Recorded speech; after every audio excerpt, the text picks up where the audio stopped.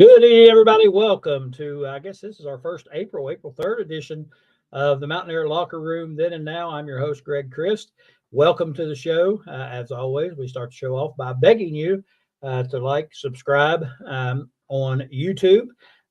You don't necessarily really have to watch, although we'd appreciate you watching. We think we try to do a good job here of keeping everybody abreast of what's going on in Mountaineer sports world, and we usually focus directly on football, but since it is March Madness and baseball started, those type of things, we hope that you'll enjoy some of that chat as well. And we got a ton of stuff going on, a ton of stuff to talk about. A lot of it is basketball, but we're also going to talk a lot of football tonight as well. And we hope you'll bear with us through the basketball, baseball talk as we move on to football. But before we go any further, and I know Frank will be okay with this before I bring hi, Kelly, before I bring Frank in, not the co-host, the other host of the show. I want to mention the fact that down in the area where I live in Fayette County, some of my friends and acquaintances down there suffered a mighty blow yesterday with the weather. I don't know if I'm sure Dave remembers. We had Eli Campbell on the show the other night on my show, on the Courtside show, and they lost their home in that storm the other night. A tornado, they believe, touched down in Hyco, which is unheard of. Never heard of that in my entire life. And want to make sure that those folks down there know that we're thinking about them. They're also in need of a few things, and I'll mention that before we go off the show. I'm trying to get information on where to send stuff if you can help out with it. I know they have a GoFundMe. A lot of people don't like to use the GoFundMe because of the money disbursements, but they need some particular items that I've found out so far. So if anybody can help out with that, they would surely appreciate that. So our thoughts go out to all those folks down in Fayette County and other places in West Virginia. I know the Charleston area got hit as well.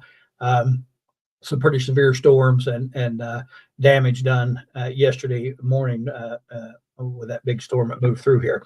Anyway, with that being said, we'll get on now to some sports talk, and I want to go ahead and bring in the other host of the show, Mr. Frank Fear. Frank, you there and ready to join us? There's Frank. Welcome to the show, Frank.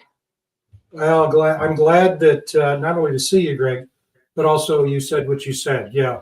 All of us from a distance were shocked that that weather pattern was the way, but these days that's the way the weather is. And so, and I saw photos.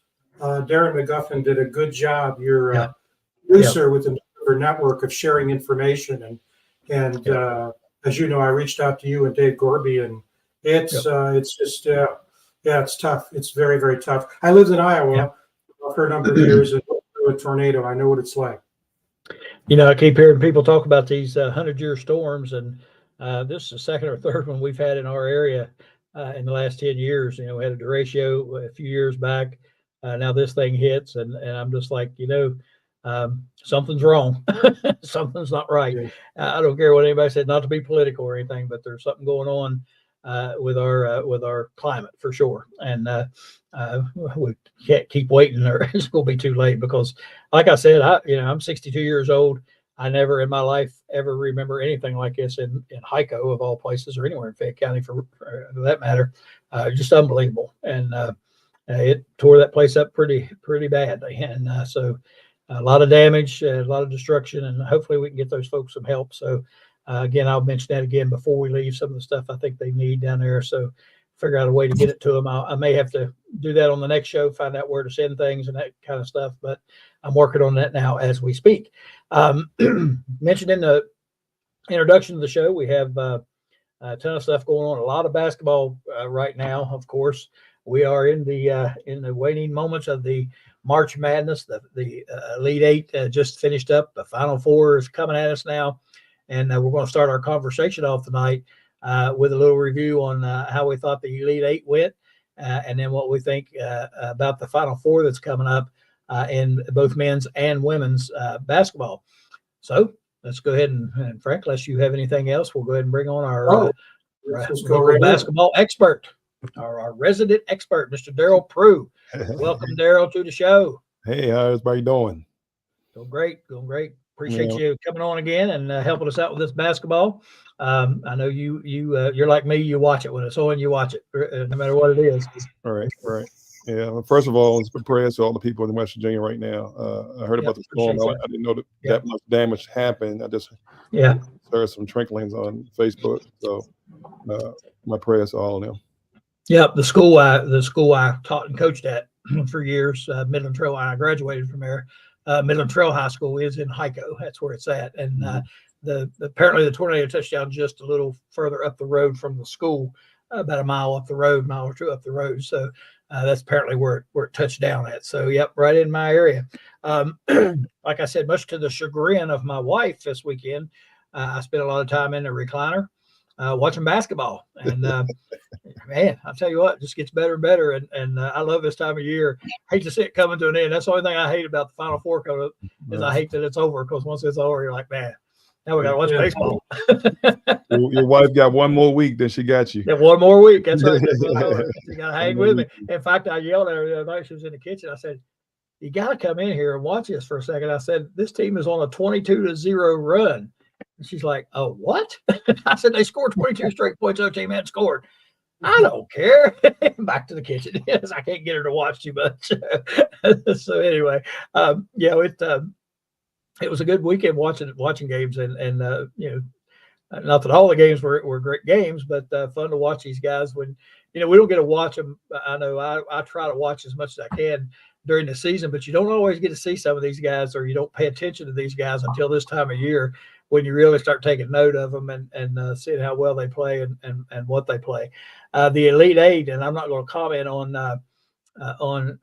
me and Dave did predictions on the Courtside show the other night about the Elite Eight, and I'll have to admit that I was pretty much over on all my predictions. I missed about every one of them. I think I didn't predict, except for UConn. I think I did pick them, but some I still see some surprise teams there, a couple of them, and but it was good. UConn, they beat Illinois badly. A second half, they beat them badly. Daryl, have you ever seen? I've never seen this as long as I coached and watched a 30-0 run like that.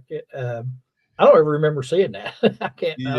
I'm sure it's happened, but it's happened. But like at a high level like that, and that in the NCAA playoffs, you get blown out in the first. You get blown out the first two rounds. You get to this part, right? Everybody's almost equal. They're playing really well, and I don't know what they did and how they did it, and it's just they're like a well-oiled machine right now. Oh yeah, and I'll tell you what, they had Illinois just completely discombobulated. I mean, they couldn't even inbound the ball. I mean, they were throwing it right to UConn, on the inbounds plays under their own basket. They did that like 3 times, and it just hit them, and I think they were just shell shocked, and they just couldn't respond. They took 2 timeouts during that run, but they just could not respond. And like you said, UConn, when they get going, man, they are something else. And you saw that the other night. I mean, that was amazing. You know what happens too? Sometimes when teams don't think they get that far, and the mental part of it kicks in, and you look like you're seeing double, and you know what I mean, like you know what I mean, like you're there, but you're like, you don't know why you're there. You're still there, you're playing, and that's how sometimes it gets that way. It's just mentally you're like, man, this, and and UConn is throwing bodies after bodies after bodies, and if you don't have a lot of depth at a high level depth, it'll catch up with you. And as a coach, I mean, we've all been there where teams go on those runs. You take timeouts, you try to stay calm so that your team don't get rattled, but sometimes it just don't help. And I know, like I said, he took 2 timeouts, and it didn't help a bit. It didn't slow down UConn whatsoever. I figured they were thinking there was 8 or 9 players out there at one time they were playing against, because UConn, and once they got going, I mean, they were all over the floor too defensively, and Illinois just could not respond. The other game, one of the other elite games, Alabama knocked off Clemson. It was a pretty good game, 89-82, I think was the score. Alabama's a team that, and they put up points. I mean, they score the points, and we'll talk about them here in just a little bit in the Final Four. But again, Clemson was another team. I don't think really expected to be there. But I thought they played pretty well. I thought that was an entertaining game. Watch those two. Yeah. Clemson, I didn't think they would get this far. Honestly, they didn't make a run like NC State, but Right. Alabama's a good team. We'll see in the next round because they're going to be playing. Yeah. They're going to be playing. It's the difference in running up and down the court, and somebody can run down the court and still execute plays and defensively and offensively. Right. Frank, any thoughts on those two games? I didn't mean to leave you out of the picture. Oh, it's all right. The thing is, what's fascinating to me, and you asked the question, have we seen it before? Well, what is it we're seeing? Yeah, the 30-0 run was unbelievable, but the string of double-digit victories is exactly what we experienced in East Lansing with Tom Izzo when that team won the 2000 national championship. I remember they were behind in one of the games. I think they got him into the Final Four against Syracuse. And then they just slammed the door on Syracuse and won by about 19 points. And we're seeing that with Connecticut. They lost 3 players to the pros last year. So I think what we're seeing is the difference between a really good team and a program. And the other thing, Daryl and I were talking earlier this week, I love this. It's the year of the big man. I mean, you've got big man everywhere except maybe Alabama, and this Donovan Clingan that UConn has. If he goes up against Edey, that's going to be very interesting because they're both 7-2. But you got DJ Burns, North Carolina State, who's become a national darling. Big smile on his face, and you're absolutely correct that who expected Clemson, but did anyone expect NC State? Yeah, that's right. So anyway. Oh, there you go. I know. Now, Prue sent me a text and said, I told you. I mean, like when you see a team run through the ACC like they did, and you see how the big fellas playing and everybody's feeding off of them, you know what I mean? Like the guys around him are playing really well. He just getting a lot of publicity because he's been consistent, and they can't stop him. There was a lot of chatter about Duke. Oh, they didn't double this and that. He's a good passer. He makes the right pass. Guys are making that. You know what I mean? There's nothing you can do with that. You know what I mean? Like, you got to pick your poison. And Flinchum was supposed to be a lottery pick, and he took him to school. He was an old-fashioned, like me out there playing when I was 40, playing against some of them young boys and spinning off of them. Can't jump, just having a good old time, and they can't stop it. And that's the best way to play sometimes, just free. And, you come to win. Them guys are fighting. They fighting for each other. And, it's going to be a tough game against Purdue. But if Purdue guards and stuff don't, if they don't come to play, it's going to be a tough game for them. That's right. Joey, what's enough? Let's bring in the other two guys here so that they can, when we get into the Final Four, they can offer their thoughts. Yep. Of course, on the last game, Purdue knocked off Tennessee. We know that. And NC State, of course, defeated Duke. And NC State, like Daryl said, when a team, there's a lot to be said for a team getting hot at the right time. And they definitely did that. They rolled through that tournament and then come right into the big tournament with a lot of confidence. And you can see that. And like you said, the big man, DJ Burns, he's a baller. I mean, he can play, and he's got a nice touch around the basket. He passes the ball very well. And like you said, you pick your poison. Do you double team, triple team him, try to stop him and let the other people score? What do you do with that? And I feel like with their matchup in the Final Four, it could be a little tough on them with the big man underneath, because he'll be able to negate him probably by himself, I would think, because he's not just Edey's not just tall, he's big too. You know what I mean? He's not going to be knocked around real easily. So I think it depends on how they react to that. Dave Gorby and Mickey Plumley have joined us. Welcome, Dave. Welcome, Mickey. Appreciate you guys joining us tonight. Thanks for having me tonight, guys. Hey, good evening. Good to see you, buddy. Who somebody asked a question on the chat? Joey. Joey, Yeah, Joey. NC State. Do you have NC State? I think he thinks you're bluffing. So what I do, Joey, I don't start really predicting until after the first round. You can tell about how teams play after the first round and how they get there. And me, Frank, and Greg had a conversation 2 weeks ago about NC State, and I just kept on saying, I like NC State. I like NC State. I like NC State. And they're not scared of Duke because they play against them all the time. So now, this game, it'll be a tougher game. But if you watch the big fella DJ Burns, he'll post up at the 3-point line. Yeah. And I don't know if Edie likes to come way out there.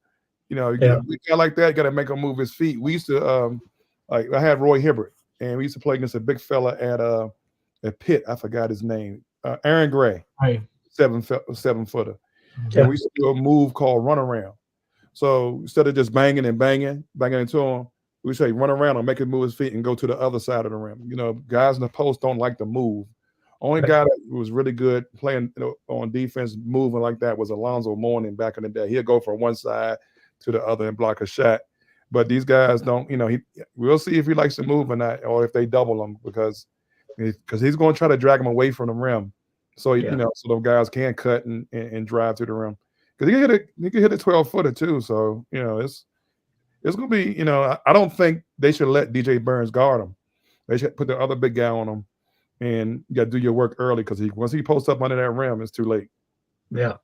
So who you picking, Daryl? You got Purdue or NC State? I'm gonna stick with NC State. Oh, and on NC State. Yeah, NC State. I'm gonna stick with NC State. I got some friends that played at NC State. Benny Bolton, Benny Muhammad now, Derek Wittenberg. I know all those guys. So I'm gonna ride with them on this one. All right, Gorby, what about you, buddy? Who you got?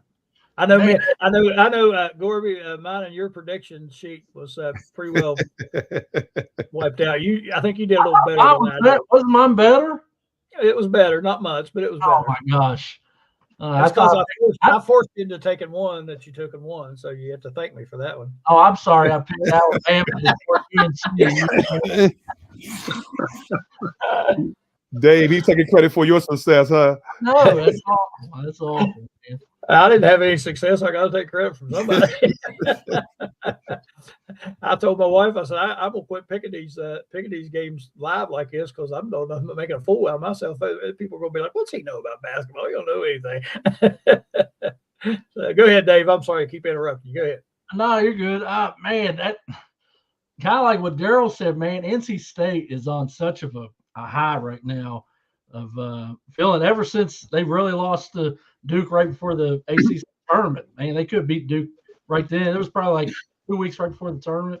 But man, it is a tough pick because I watched that Purdue and Tennessee game, and man, God dog.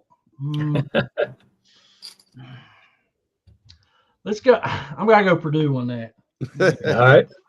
Mm-hmm. Took him a while, a little unsure of himself. Well, like, here's the thing about Purdue, like the other day, it was only him and Dalton scoring. Like Purdue didn't have anybody else score the ball at all. I think the guard had like maybe 9 points or something like that. Was the second guy that had points. So I don't know, like kind of like what Daryl said, man, he'll kick it to somebody else, and they got a couple guys that can hit some shots. So yeah.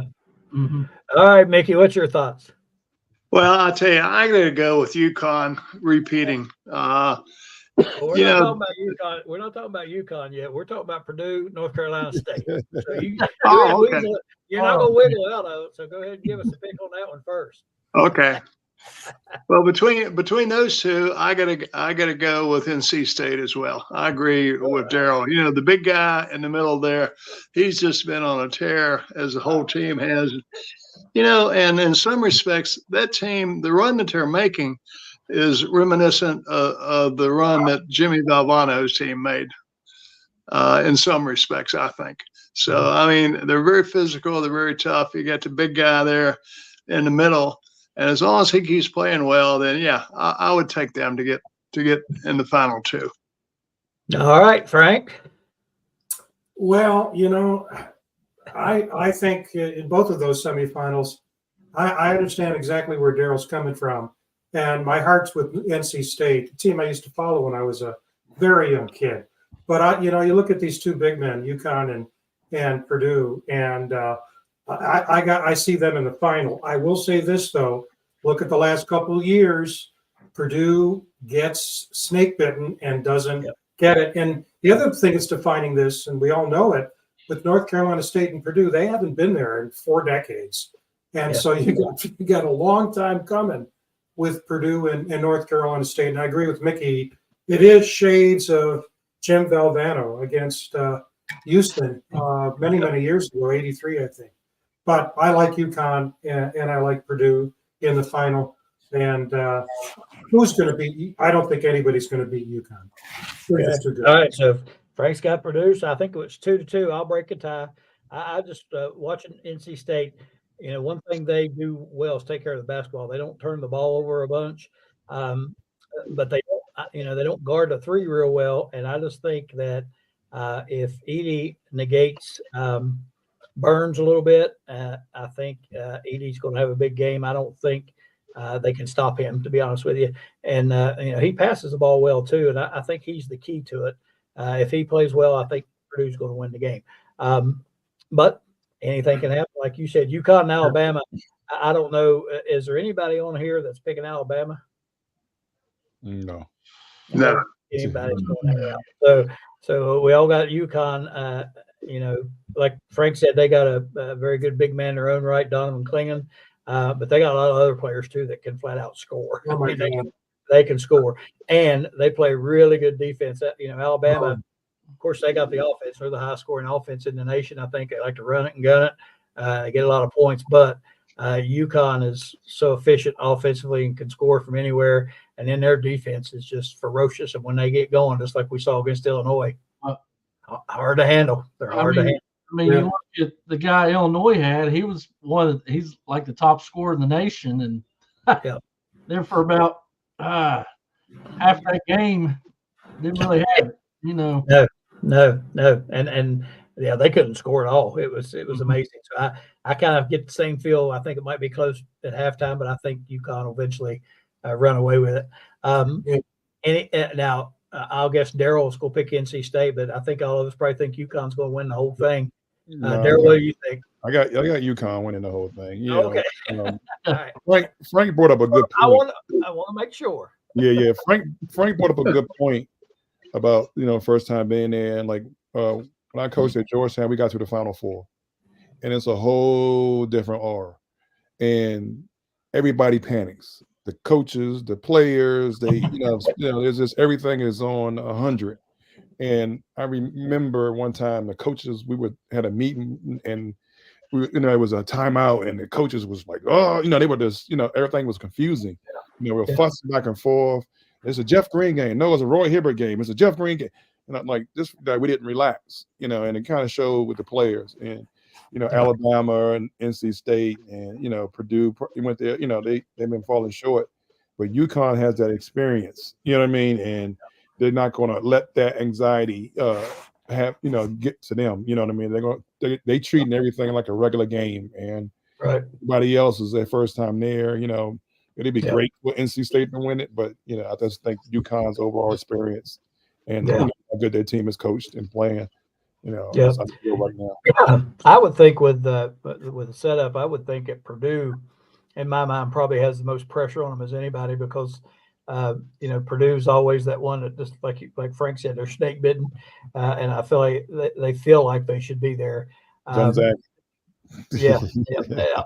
And they feel like they ought to be there, but they never get there, and I feel like they got a lot of pressure on them. So that might have an impact in that Purdue NC State game, because I think right now NC State just having fun, and they're just out there laughing it up and having a good time playing ball, and they're pretty relaxed, and that could make a big difference. I mean, you never know when you get on that big stage what's going to happen. The two things with that is funny. DJ Burns made a comment. They interviewed him for the game, and it's like, what's the difference? And they say, everybody bought in. You know how it is, coach. When everybody buys in, it's a whole different animal. That's right. That's exactly right. Like at Georgetown, we went to the Final Four, and we recruited 2 All-Americans. We had 3 parade All-Americans, and one of the guys like, what was the difference between the 2 teams? I said, y'all didn't buy in. I said, they bought in. Y'all had a team, but y'all didn't buy in. It's a big difference. We're losing the first time, you know what I mean? And I think the head coach from NC State was about to be chopped. Yeah. And now what you gonna do? You got to give him. That's You right. have to extend him now. You can't fire him now. He got you to the Final Four. You know what I mean? That's exactly right. Yeah. You know, Yeah, and got they- you to the and they Final came Four. from high school. I thought you could. Yeah. Yeah, and he came from high school. The coach at UConn came from high school. So Yeah. the thing where you have to be a college assistant coach or a college coach and coach it. No, what I mean, like some of these guys got experience playing and been around people. They know basketball. Basketball is basketball. It's just That's right. different levels and details from each level. That's all. Yep. And I'm going to get back to that subject here just a little bit when we get into Darian DeVries' press conference. I want to talk about that topic just a little bit. Some of these reporters, some of the questions they asked just drives me insane, but that was brought up in his press conference. So anyway, we also have the women's Final Four tipping off as well. And, I'm going to be the first to tell you, I don't follow women's basketball real closely. I don't know a whole lot about it. And so I'll go with the favorite. I know NC State, the women's in there as well. NC State playing South Carolina in the first game, UConn and Iowa in the second game. Of course, I think everybody knows about Iowa and Caitlin Clark. South Carolina, of course, undefeated coming in. I'm going to say that South Carolina and UConn are going to meet in the national championship for the women. I think UConn might upset Iowa, and I think they might. I saw them play about a half a game. So I saw Iowa play a half a game against West Virginia. So that's about all about women's basketball I've watched. Frank, your thoughts on the women's Final Four? Well, again, I agree because you have two programs there. Mm-hmm. Iowa's Caitlin Clark. Hey, on the men's side, Purdue is Zach Edey.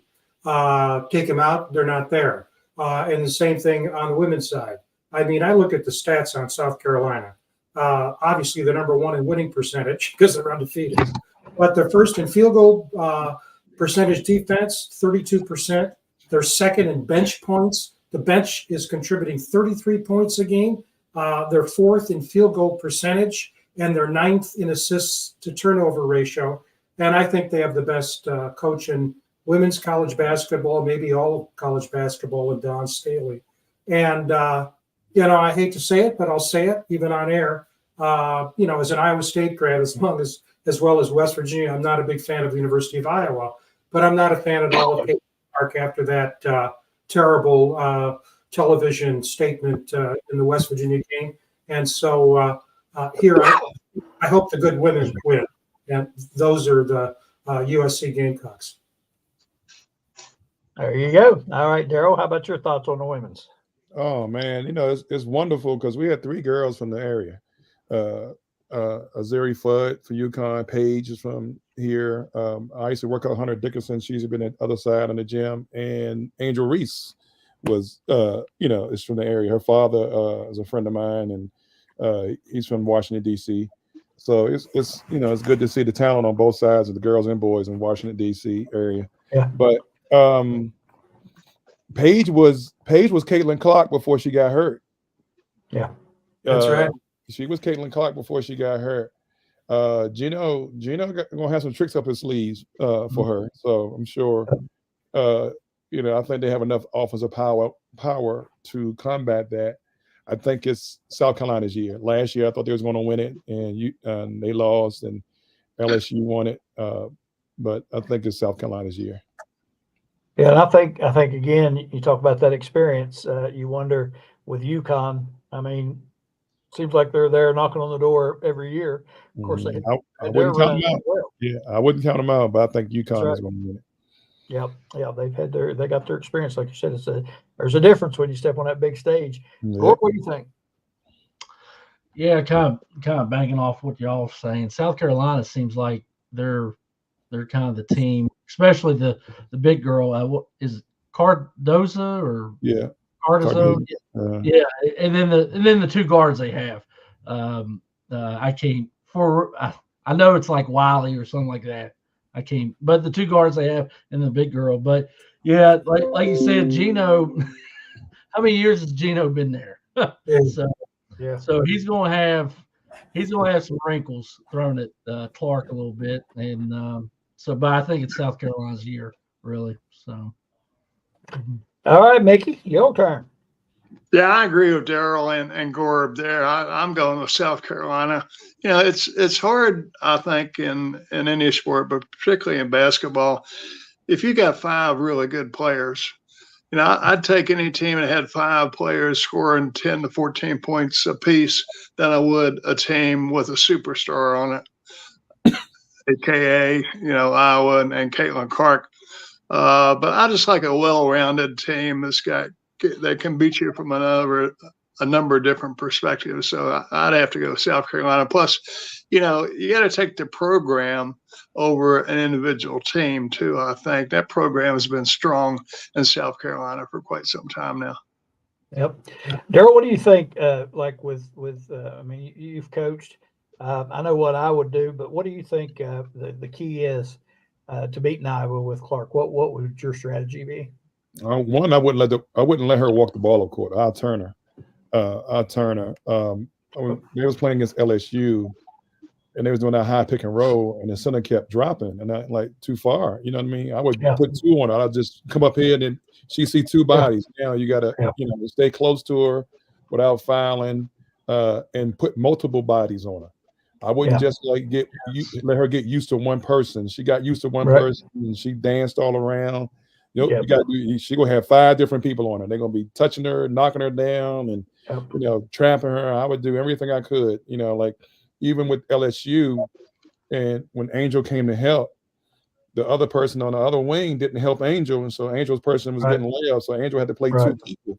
You know what I mean? So I would just, you know, make somebody else beat me. I would double team her, let them other shooters shoot the ball and see how they fare.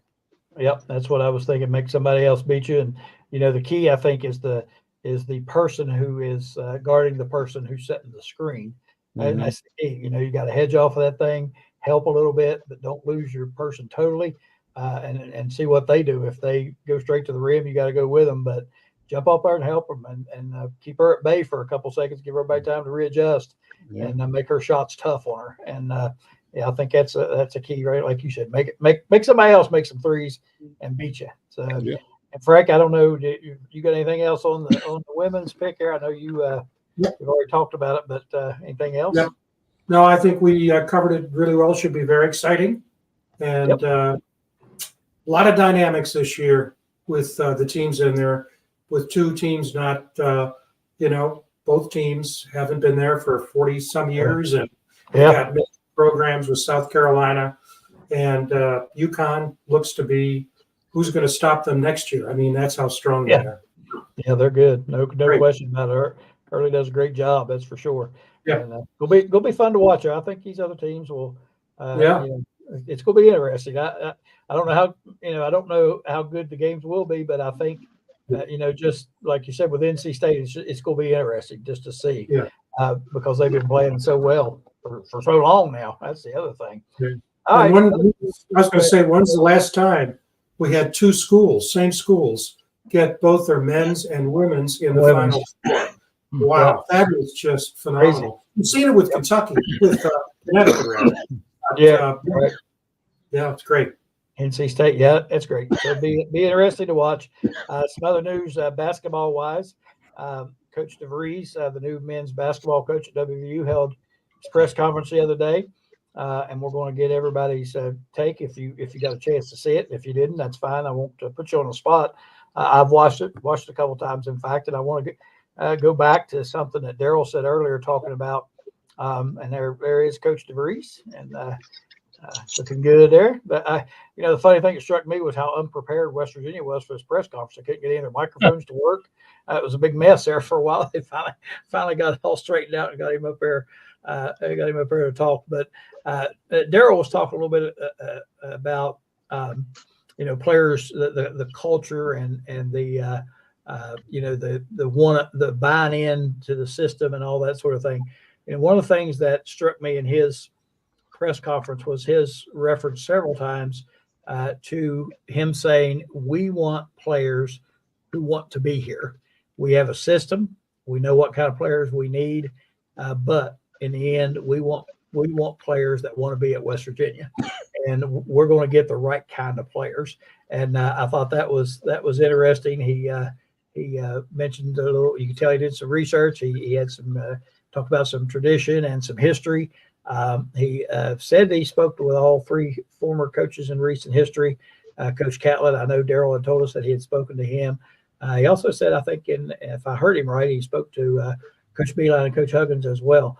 Not sure how the Huggins conversation might have went, but I'm sure Coach Beeline could help him out some as well. But so I thought that was good. He talked about the tradition, the history. He went back and relived some of that history with the Catlett era and the Huggins time and the Beeline time as well. I thought that was good on his part. He talked about recruiting in all regions of the country, and he talked about developing players. One of the things that they brought out in the press conference that I thought was interesting and I thought was great to hear was what a high retention rate he had at Drake. In other words, players staying there. And somebody asked him about, and I remember the other thing Daryl mentioned, I want to go back to that too as well, the fact that he coached at a lower level program. They asked him about his high retention rate, and he said basically, they focused on getting kids that wanted to be there, and they tried to make their experience worthwhile, educationally, athletically, and getting them to buy into their system and what they wanted and that sort of thing. And he said he genuinely felt like his players at Drake had a good time there, and they wanted to stay and keep building what they were building. So I like that idea. He said he was familiar with the Big 12 and knew how physical it was. And he didn't see a problem with that. He thought they could fit right in. He said WVU sells itself. He said, somebody asked him what you had to sell to players. He said, you don't have to sell them a lot. WVU sells itself. They have history. They have tradition. They have a great fan base, which, that's another topic. But, great place to play, great atmosphere to play in. I even mentioned to my brother one night we'd gone to a game this year, and I told him, I said, how could somebody not want to come here and play? It's just such a great atmosphere. And there was like 6,000 people there, and the place was rocking. But Daryl mentioned earlier about coaches coming from high school. You see these guys in the Final Four that, their first coaching job was high school, and how basketball is basketball. And one of the reporters today in the press conference asked Coach DeVries about the adjustment coming from a mid-major, to WVU. And I thought he handled the question very well. And he basically said, well, the mid-major term is something somebody's put out there on folks. He said, I know in the Missouri Valley Conference, good basketball players. And he said, it's no surprise to him. You're seeing these teams, Drakes, Creighton's, other teams coming up and playing well in these in the NCAA tournament. And he said the same thing. Basketball is basketball, and regardless of what level you're coaching it on, it's basketball. And I've always said that myself. Been a high school coach, of course, I believe that. Not saying I could be a college coach, but I think these guys that are basketball coaches are basketball coaches, period. And you again, I think it's just like I always said about Neil Brown. You have to focus on the type of person it is. You look back at their record, their history, how they've dealt with players, how players respond to them. They all know X's and O's. They all know fundamental things. But there's more to it than just going out there and drawing up plays. It's just like Daryl said, you got to have some culture. You got to have some commitment from everybody, coaches, players. Everybody has to buy into the system. And so there's a whole lot more to it than just going out there and drawing up plays. And I don't think it matters where he came from. I think it matters, where he's heading. And, I think it's irrelevant that he come from a mid-major conference. How many mid-major conference coaches have whatever they call the other guys, the big major conference coaches? How many of them have moved up already? And, that's it. I don't see where that has a lot to do with it. I think if you're a good coach, you're a good coach. You build rapport with your players. You relate to the players. You relate to the fan base. You do all those things that are necessary to do. Plus, you can coach basketball. So that's the kind of the things I took. And the last thing I'll say from his press conference was he talked about his family and himself being thrilled to be in Morgantown. They thought it was going to be a great place where they could stay a long, long time. So I thought that was pretty good thing of him to say as well. Frank, what was your take on it?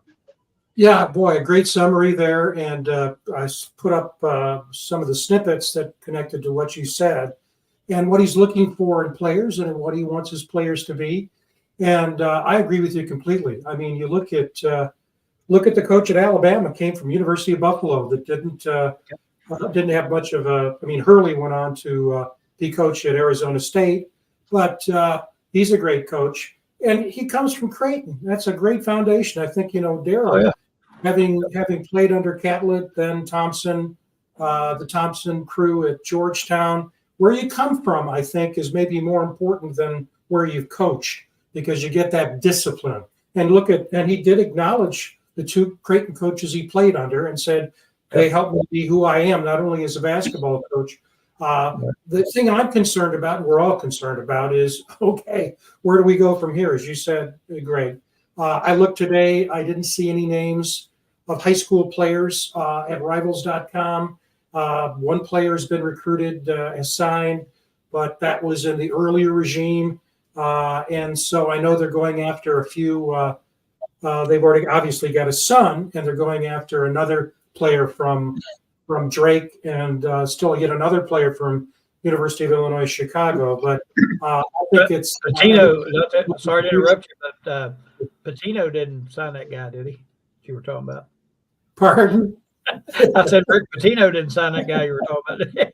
No, I don't think. That name should never be used on the show again. I won't mention him again. That's right. We'll just call him that guy. Yeah. And again, there's something else when you think about that. And that news broke today, and we're not going to discuss it. But obviously a great coach. Knows the game inside and out. But do you want him at West Virginia? I think not, just because of that kind of stuff and the history. And so I don't care if he's coached in the NBA, he's coached at the highest level, he's won national championships. I wouldn't pay him $10 to come to West Virginia. Let's be honest with you. So, but that's me. That's me. Darryl, what's your thoughts on which one? On let's talk about the let's leave the other guy out of this conversation. I've heard good things about this guy. Some people that know him personally, that dealt with him in the past.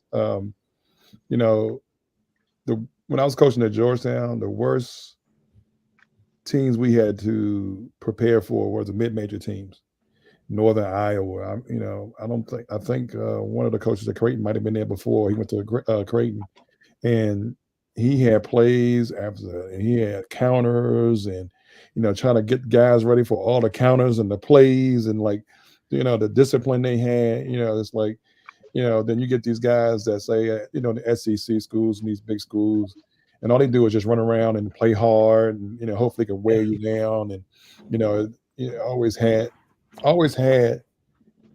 coaching with John Thompson III and Todd Bozeman. As you get into the business, you see some things as you're studying film and studying teams. Some guys can really coach, and then you'd be like, I don't know. You know what I mean? Like, they got players, you know what I mean? They're good recruiters, they're good managers, how they put the plays together. It's not, like you said, it's not about the play, it's how you put the play together, how you run it. And when you see something, how do you change it? So this guy, he's saying all the right things, of course. But again, a former player I played with in DC, met him at a camp at Creighton, thought he was very detailed in everything he did. A couple of people I know from Iowa loved him. My guy in Europe who sends me players, he said wonderful things about him too. So you might let him know I have 3 Europeans. I have a junior, that's 7 foot. He's blowing up. He's in Germany now, playing with the under 18 team. I have 2 Slovenians. I don't know how good the guard is, but I got a 6'11" three-man from Slovenia. So they need to call. Next time I talk to him, I'll let him know. Yeah, please let him know. I need to be on staff in some kind of form. There you go. Got my hands on, The crazy part is, I've coached and developed 3 centers that's All-Americans, that was All-Americans in college. Rory Hibbert, Hunter Dickinson, and Luka Gaza. I had Luka in high school. I had Hunter since the 8th grade. I still work him out when he comes home. And Roy Hibbert at Georgetown for 4 years. So the development part I can help him out with. The recruiting part I can help him out with. You know what I mean? I have to learn the system, but basketball is basketball. I learned if I can learn at Princeton, I think I can learn his. There you go. There you go. And no jokes aside, with what Daryl's doing, that's the kind of thing. And a lot of them have to look for that, because you have that experience. That's great on the resume. I mean, you can mention those guys' names. Somebody needs to be taking a look at that. Not sure why that happened yet, but it will. The other thing you mentioned, the set plays that the mid majors always run. They run a lot of offensive sets, and I love that. I was kind of the same way. I always ran lots of offensive sets when I was coaching, and I felt it was important in high school because if you turn them loose, they're running all over the place. Everybody's running out to the 3-point line and whatever. So I ran a lot of offensive sets and inbounds plays. I was big on those plays. I know that. Yeah, I know. And we were in the state tournament one year, and after the game was over, the newsman and these guys asked me, "How many inbounds plays do you have? You scored like 18 points on inbounds plays." And I said, "Well, really, we ran the same play. We just ran it from different spots, and it looked different every time, So I'm always telling me and my son have this argument all the time. Of course, he coaches at the University of Pikeville, and he says, "You can't run that stuff at our level, Dad. They eat that up. They switch. They do this." I'm like, "Get out of here." I said, "That's when you adjust to it. You can run that stuff." And I said, "You just got to make some adjustments." And lo and behold, wasn't long after that, me and him were watching, and it was a major college game, and somebody ran a variation of our inbounds play. I said, "You saw that, did you?" I run it back. I don't know how many times. He just sat there and shook his head. He said, all right. We're going to talk. I'm going to talk too much here. Let's Dave, did you get a chance to check out the press conference? Yeah, a little bit. I was actually on the course when when it happened. Yeah. But I thought you was on the in the media section, so I thought she was getting ready to say. Go ahead. He was on a golf course. But yeah, this guy definitely has a good track record. I mean, like 21 years at one school. Of course, how long was he assistant at Creighton? Like he's only been at like 2 places, hasn't he? He was at Creighton for a long time. Yeah, I think I heard him say 18 years, maybe. I think. Yeah, I mean, it's pretty stable. I mean, that's good to hear that Daryl he's a detailed guy. I'm really interested how he's got to fill this team out this year. Right now, I think there's 5 spots available right now. If all the former, I think there's 6 players left that hasn't entered the portal yet. So that's going to be interesting to me. Yeah, I think so too. Mickey, what's your thoughts? Did you get a chance to check it out? I caught just bits and pieces of it, Greg. Just a couple of points. To his remark about we want players to come here who want to be here. That statement runs pretty deep in my estimation, because I think it does take a special kind of player to want to walk into this environment where basically you're in a rebuilding mode from bare bones. I mean, you're not just starting at the ground floor, you're starting at the substructure or garage level to build this program. And I think everybody would admit, it takes, 2, 3, 4 years. I was glad to see he got a 5-year contract with an option for a 6th year, provided that he does well in the first 5. But perhaps Daryl could speak to that a little bit. I mean, as a former player, Daryl, what kind of kid, what are the attributes you think a kid has when he's faced with an offer from West Virginia and it's a total rebuild situation versus an established team already? What goes through their mind, and what do you? Is it just, well, here's an opportunity for me to really help build this thing and to develop some prowess for myself in my future? What do you think it is about the kid that wants to come to an environment like that, Daryl? Well, the kid has a chance to play immediately. I think that's the key. That's the key.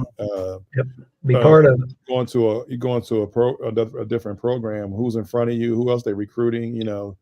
Coming here now, it's going to be almost 10 new spots, 12 new spots. So, and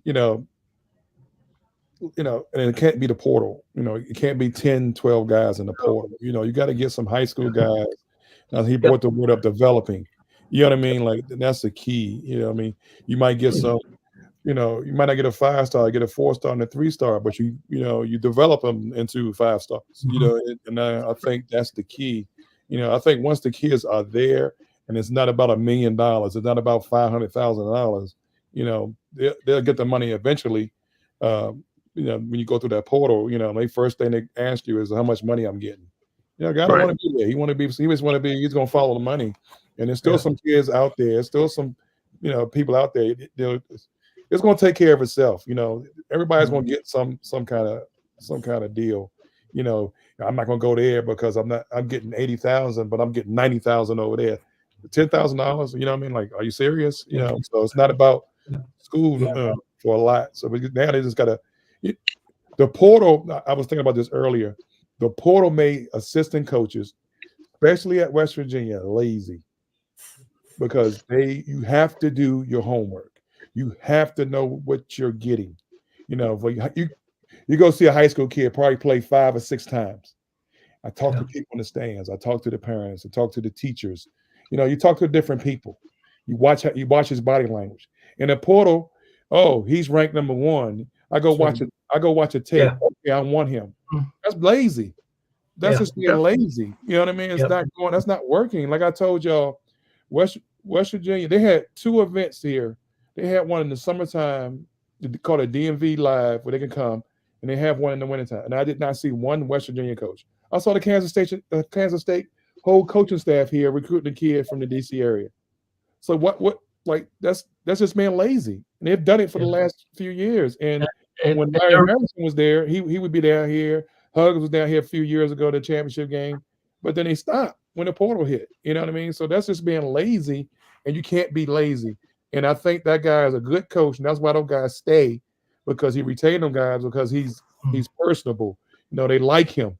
You know what I mean? He could talk to them. From what we understood about Huggins, if you listen to the kid that went to Baylor, it's not as sweet as everybody thought it was. Mm-hmm. Yep. Frank, what's your thoughts? I know we're running short on time. I agree. Yeah, I agree. We're going to have to move on, but everything you're saying here, I think I agree with, and I would say, look, everything so far looks great. Now the proof of the pudding comes, and that includes staff. There was announced today he's bringing the player development guy from Drake. Good guy, transferred to Duke to finish out his career, and he was the all-time assist leader for a while. Another curious guy there is Marty Richter. That name may ring a bell for folks who follow college basketball. He was Andy Enfield's right-hand guy when Florida Gulf Coast made that big run a decade ago. And then he didn't get the job at Florida Gulf Coast when Enfield left for Southern Cal. By the way, Enfield just left Southern Cal for SMU. And it looks like Bronny James is in the portal. At any rate, Enfield now has been named the interim coach at Drake. I don't know if he's going to get the job, but the big question is how many of the other staff members he's going to bring, because this is a reclamation job. I mean, I looked at the numbers, and there are, if I have this right, along with Tucker DeVries, there are 9 guys on the roster for next year. It could be 10 if Slazinski gets an extra year added. They lost Aycock, Battle, Edwards, Kirk Carissa has gone into the portal, and so and I looked at the players that are left on the roster. Farrakhan probably is the best one, along with Sumnick. Last year was, my God, we don't have enough bodies for practice. The situation is a little bit different now. You've got a lot of guys coming back, even though you lost a lot of guys because, they were here for basically 1 year, one and done. So let's see what he does, both on the staff side and also recruiting. Very critical. Yeah. Very honestly. They mentioned in the press conference he was going to be meeting with those players. And Daryl, I know you know this. Sometimes those meetings are not the best meetings in the world. When they tell people you probably need to be looking somewhere else, But yeah, he talked about looking forward to having those meetings with returning players and that sort of thing. So yeah, the next few weeks I think are going to be critical, and I think it's going to be interesting to watch. And we'll talk more about that as it unfolds, and we get to see more about what's going on. Frank, in the recognition of our time shortage, we may jump on to football, skip over the baseball. Basically, in baseball, we lost 2 out of 3. We got some really good games. All 3 of them were actually good games. With Oklahoma State, we lost the first 2 and then won the last one. Daryl's going to get out because when we start talking baseball, he starts breaking out in a cold sweat. So he's going to go. Daryl, thank you so much for joining us, helping out with the basketball. We appreciate you so much, brother. All right. I'll see y'all. See you next week. Take care, Daryl. All right. Yeah, I would just add to that, Greg, that I thought Randy Mazey did a great job of saying, look, we lost 2 out of 3 against Oklahoma State. That was an important series. They're now in 5th place. They're playing the 4th place team, Kansas.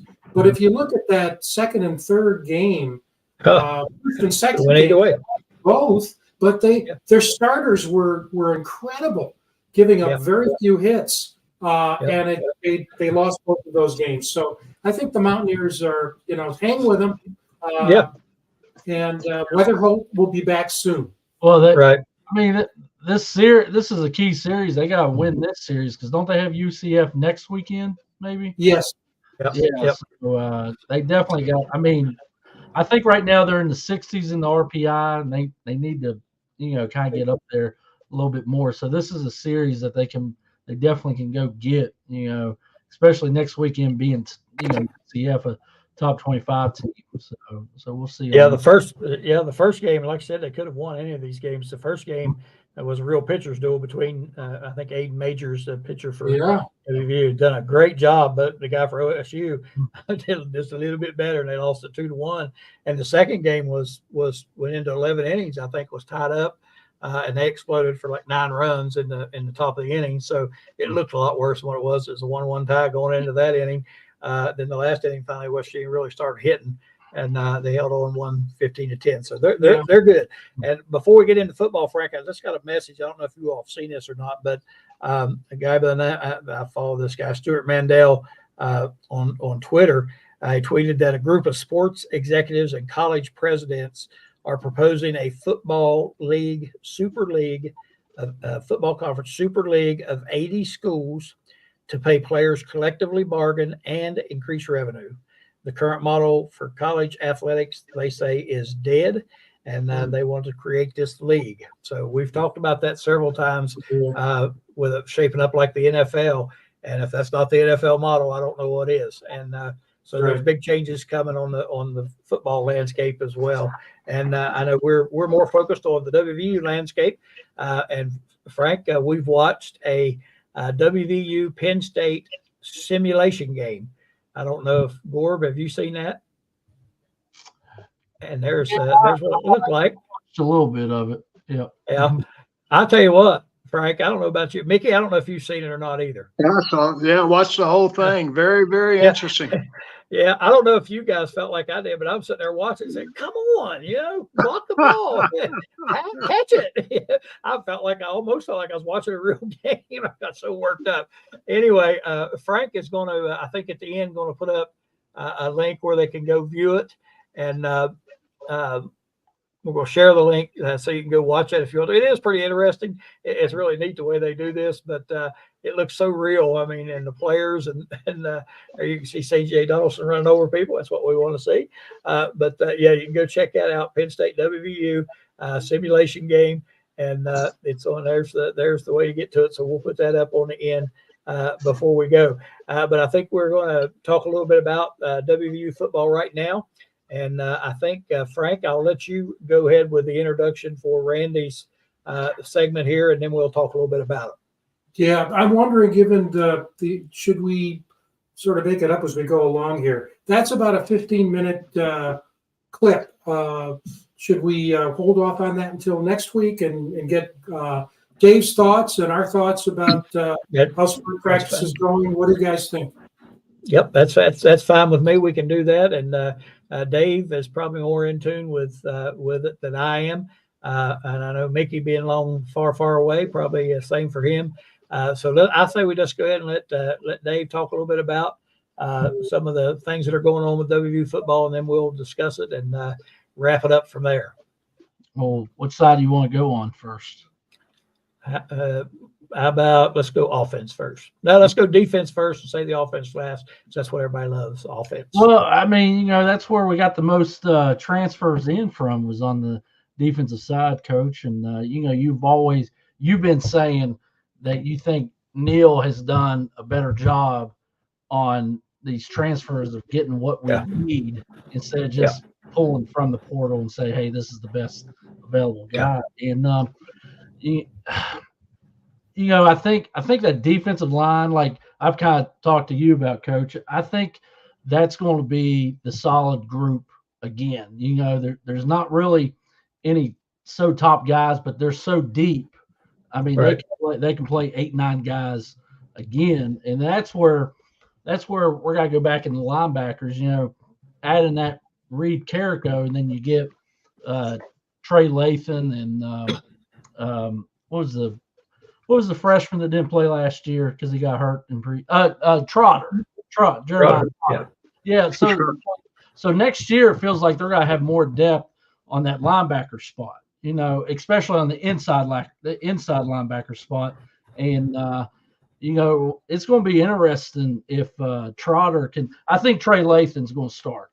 But we'll be interested to see if Ben Cutter can hold that starting spot they did towards the end of last year, or is Trotter going to come in there and take that starting spot? I don't know. And I'm thinking, Frank, we talked about last week or week before last about Neil Brown's press conference, and one of the things that we noted in that press conference that he had was his discussion about training people in 2 or 3 different positions, and he mentioned the linebackers and the secondary, them being able to interchange. So I'm thinking with this depth, he's thinking he's going to get these guys on the field in one spot or the other. So my bad. Go ahead, Frank. My bad. No. I'm just agreeing with Greg.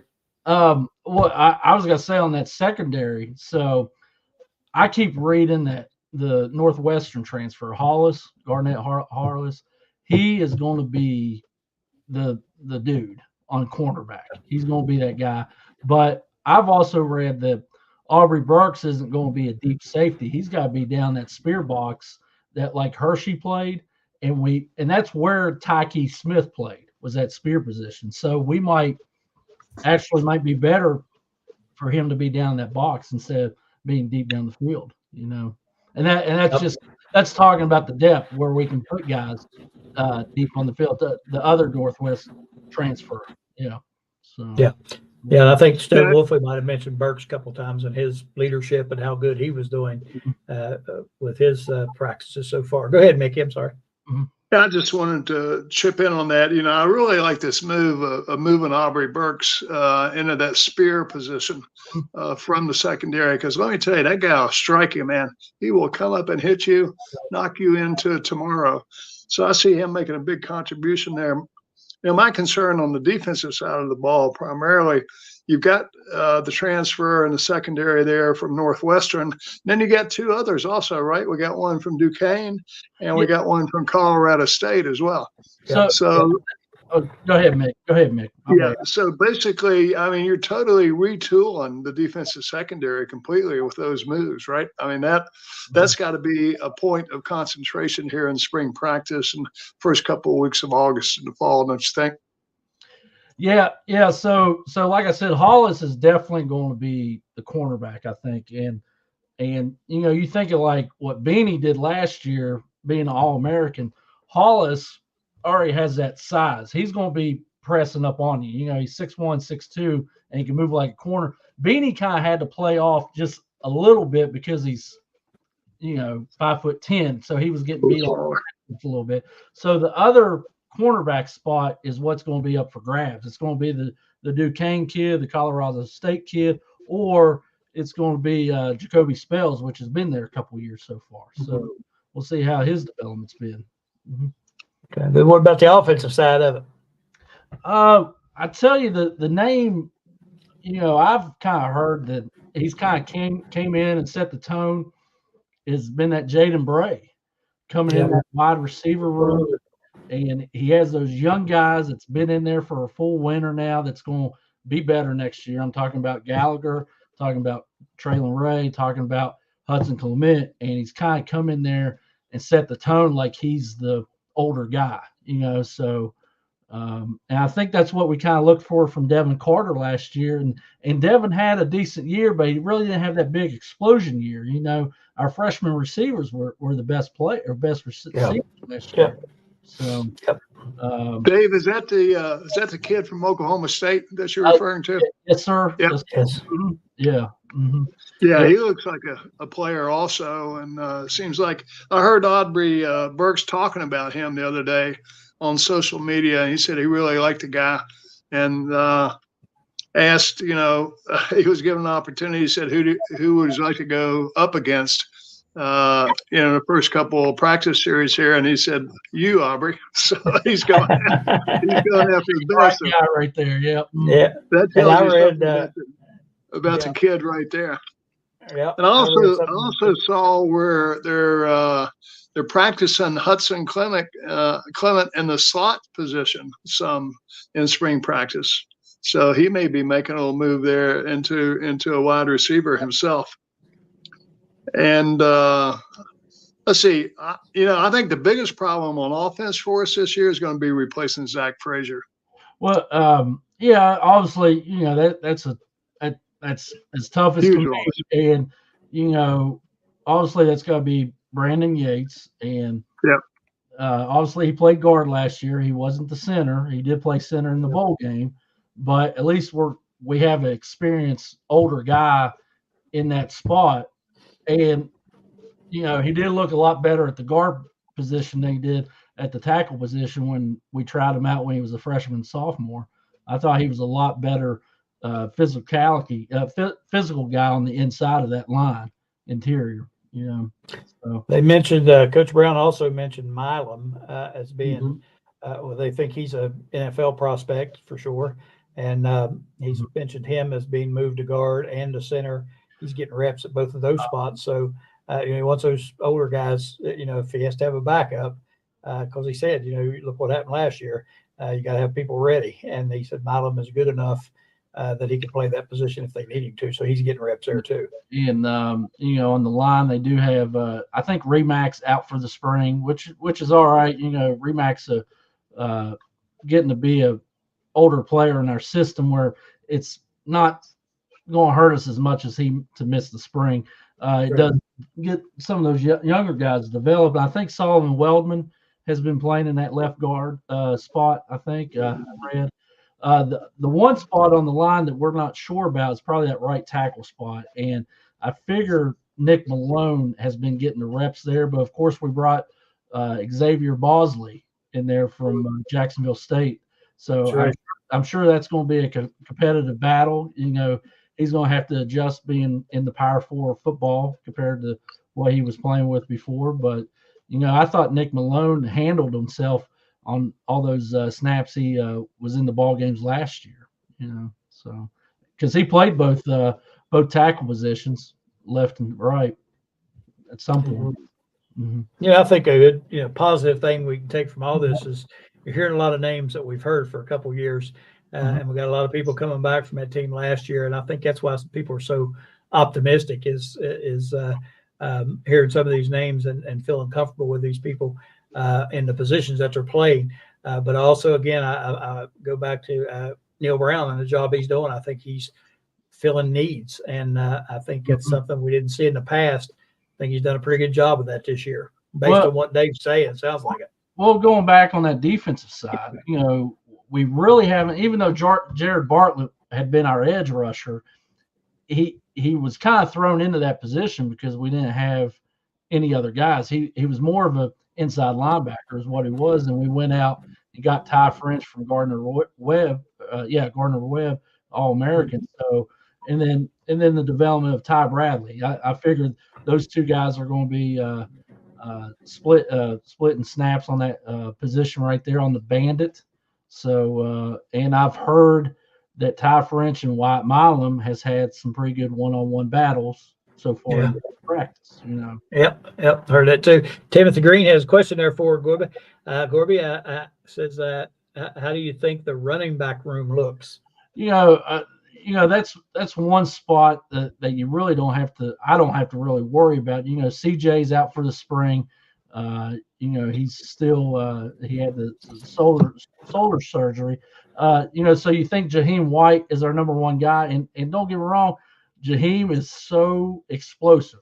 Like, he's explosive, but I think CJ's still going to be our number one guy. Our every down type of back. Even though Jaheim can go out there and just make some plays. But I'm not really. Well, it's good to have two guys that contrast each other. With White. Yeah, exactly. Those explosive, fast guys. CJ being the power back. Yeah. Because I thought that was one thing even though we owned that bowl game, I thought that was one thing we really didn't. We were missing that bowl game. Us going in there, kind of controlling we had so many big plays. It was kind of hidden. We didn't go out there and control the game like that, like we had. Right. So a lot of games during the year we'd wear people down, and our offensive line would kind of take over. And when you have explosive plays like that, you don't get time to wear them down. Their offense gets wore down from being on the field so much. But we didn't have time to do that. Frank, you got anything to add here before we knock it out for the night? Well, that's a great summary from you guys. It really hit a lot of the very same points that we'll hear from Randy next week, which I think is not redundant. It's just reinforcing. The conclusion I come to is that Coach Brown knows what he's doing, and he's building a program. And again, I keep on saying this on the chat rooms. Let's be honest, West Virginia does not have a lot of degrees of freedom on this. You have to really be clear about what you need, and you have to pick the players that are going to fill those needs. Got to coach them up. This isn't Ohio State. It's not Penn State. And we've all experienced it before with other coaches, and he's doing what needs to be done. And so it's everything looks just so great. Now, the proof is obviously in the pudding in terms of how the team's going to do. But I'm one, and Greg and you and I have talked about it. If we don't win 10 games, is it a bad season? You can't look at it that way because you're building a program here. But it's really positive. And you look at what he's doing on defense because they feel a lot more comfortable with what they have on offense. And so they needed to shore up the defense. We didn't.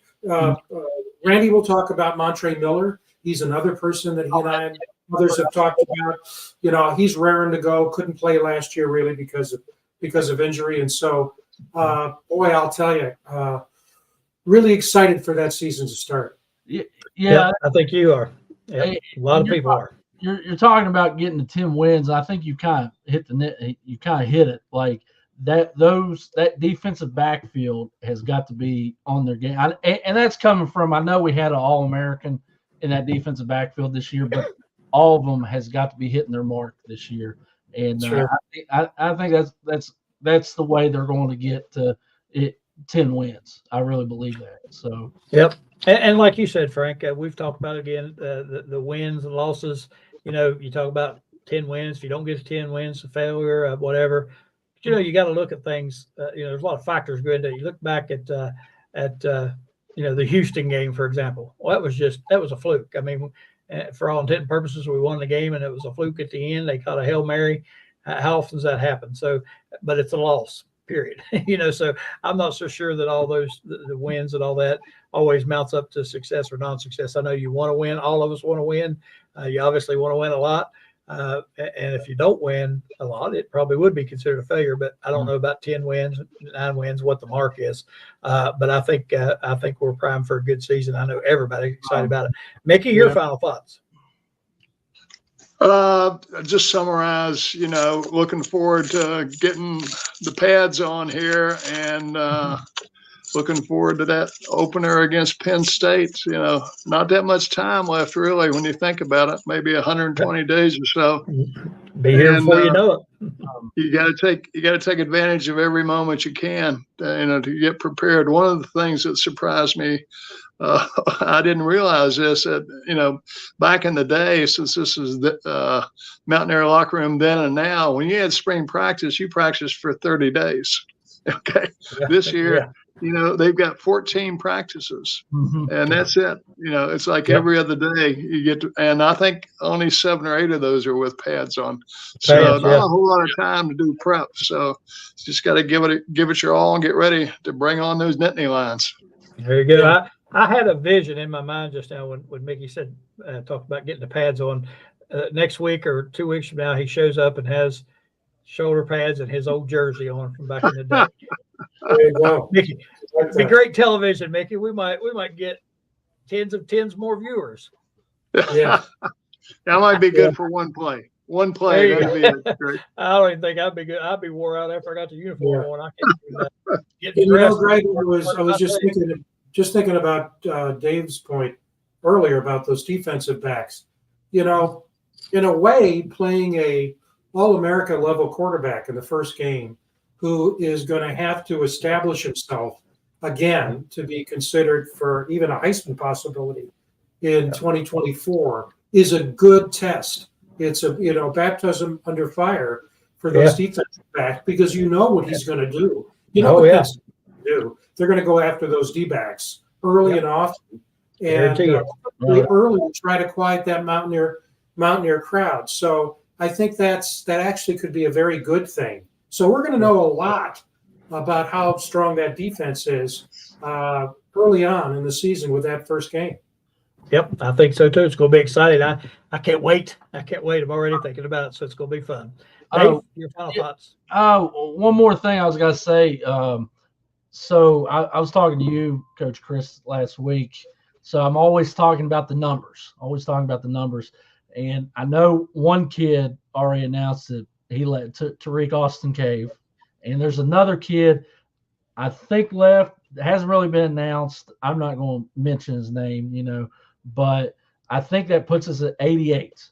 So by the time fall semester hits, that number has to be 85. So there is going to be a couple more kids that kind of leave the program here soon, probably right after spring ball is what I'm kind of picturing. So and I think during spring ball, of course, I think they pretty well established a deep two-deep chart or a depth chart. And I think a lot of these guys thinking they may have a shot to get on it, they're going to try their best. If they can't, they're going to transfer. So, you'll see 3 or 4 of them that will get out. But I don't think it's going to be anything that anybody should be worried about right now. I think things are pretty well established with who's going to be there, not who's not going to be there. So I think that's a good thing. All right, guys, we are out of time, and it flies by. We don't seem like we get to cover everything like we like to cover it in the short amount of time we have, but did the best we could do. I want to thank Dave so much, Dave Gorby, my co-host on the court side with Coach Chris. You can watch us Thursday nights, tomorrow night. Thank you, Dave. Appreciate Mickey, as always, being here with us, and Frank, keeping things running like always, man. I don't know what we'd be lost without you. That's for daggone sure. And before I sign off one more time, I want to mention those folks down in Fayette County. I know there's some folks in need down there for pillows and blankets, things like that, that they couldn't salvage from their home. So we'll get back on later on and let you know more about that, where if you want to donate and send some stuff to them, or financially, anything you can do to help would be appreciated by those folks, I'm sure. Well, guys, that does it for another Wednesday night. We appreciate all of you, and we appreciate everybody for tuning in and watching us. Again, give us a like and subscribe on YouTube. We appreciate that. That helps us keep this going. For the Mountaineer Locker Room then and now, I'm Greg Christ, Frank Fear, Mickey Plumley, and Dave Gorby. We bid you good night, folks. Bye, everybody. So long.